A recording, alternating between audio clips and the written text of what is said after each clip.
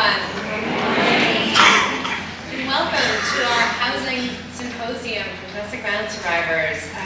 I'm Nicole Branca, Executive Director of New Destiny Housing. And before we begin, I'm going to do a few thank yous. First, to our sponsors, our major sponsors, Apple Bank and TD Bank. This would not have been possible without you, so thank you. Also in the back of your programs, we have other sponsors, Bank of America, CSH, and Avalon Bay. Thank you so much. To our presenters, thank you for being here today and for your leadership every day in this space. To the New Destiny staff, who also, this would not have happened without a small but mighty team in putting this together, especially, she's doing something, but Gabby Sandoval-Requena, our fearless Director of Policy and Communications, who put a lot of blood, sweat, and tears to make today happen. And then lastly, our survivors who are courageously sharing their stories with us today. And you by far have the hardest role today, so thank you.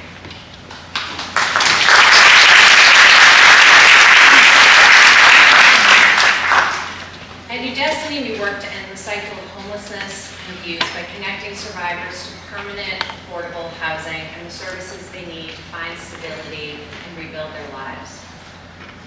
We also work day in and day out to increase access to housing resources, to advocate for the new programs and policies that will open more doors to survivors and their children.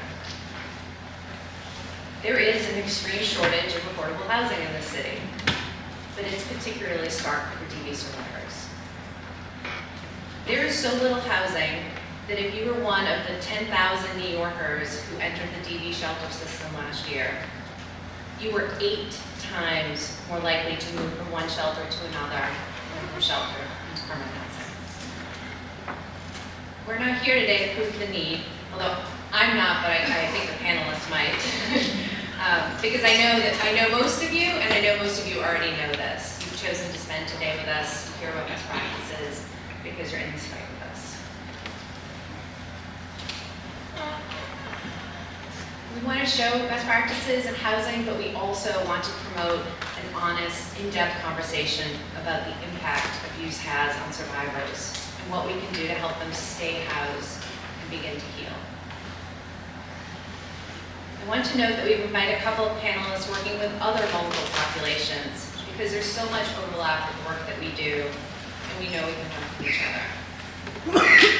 We also know a lot of you out there are also doing extraordinary work, and it's a half-day symposium. We can put you all on panels, but I encourage you to ask questions and share your lessons learned as well throughout the day.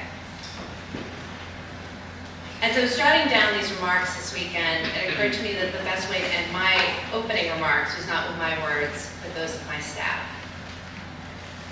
We recently produced a video for Domestic Violence Awareness Month, where we asked our staff to reflect on the critical role housing plays for survivors.